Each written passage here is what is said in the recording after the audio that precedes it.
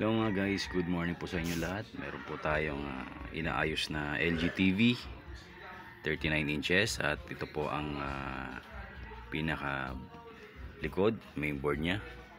Ang unang sira nito mga kaibigan, syempre titignan po na natin ang ating power supply kung gumagana. Ngayon, sa totoo lang nagawa ko na ang problema nito. Ito po ang naging sira nito dahil hindi siya mag-on. Check po tayo ng power supply, chinek po natin itong mga diode, mga fuse at mga transistor at mga iba pa. Ito po ang isa sa mga nakita nating sira. Syempre nasira rin itong fuse.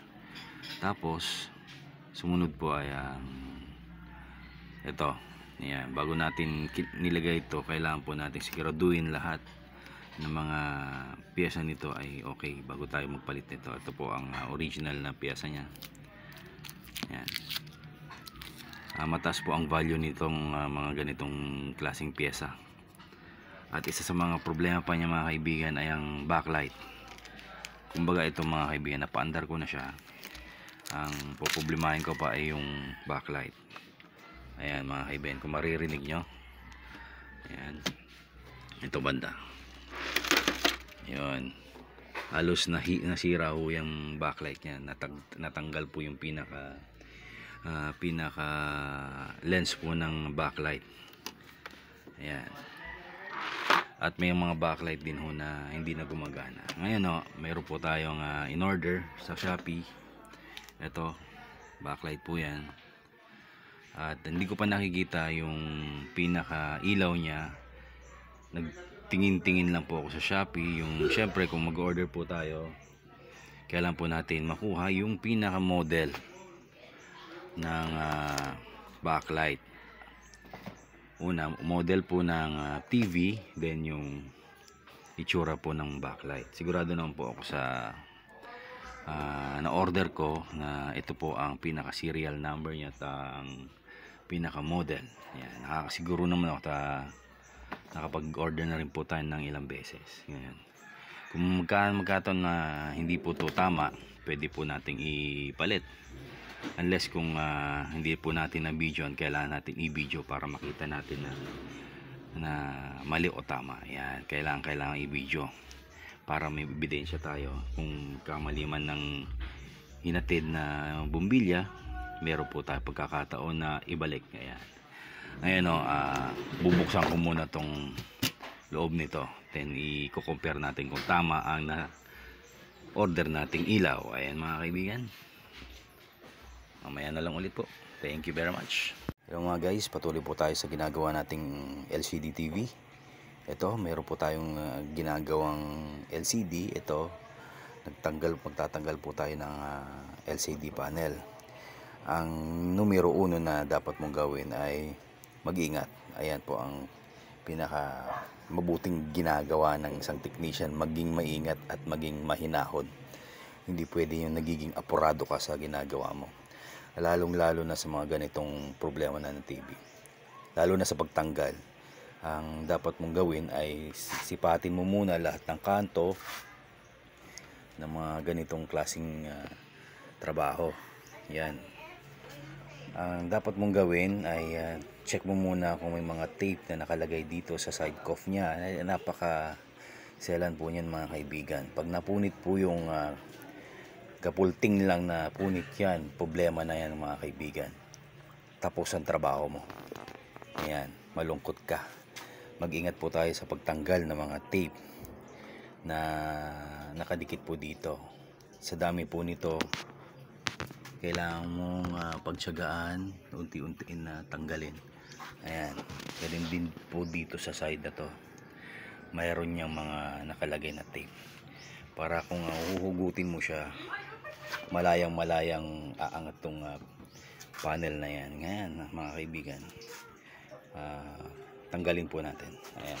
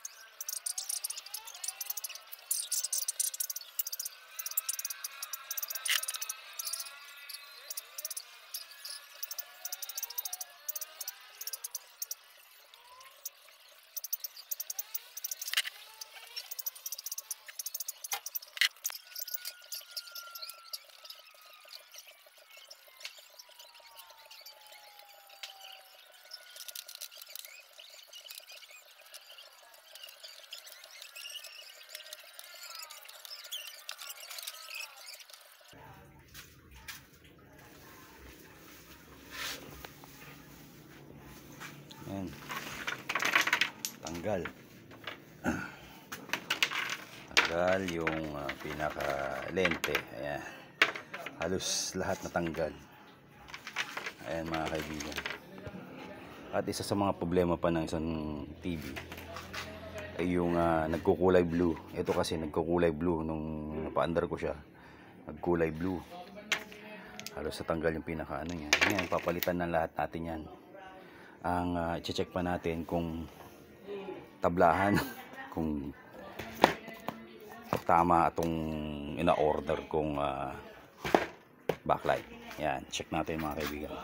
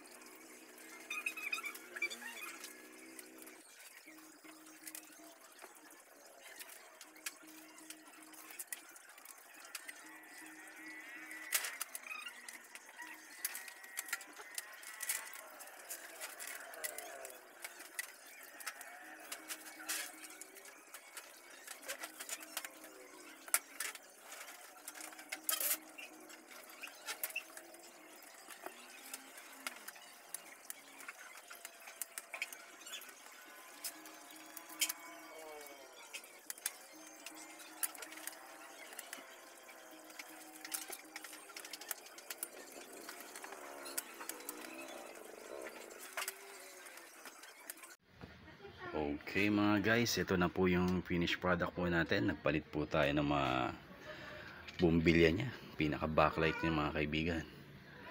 Ayan, nireset ko tong ano niya, channel. Close na natin. Okay, close na. Tapos volume, kunin natin channel. Ayan.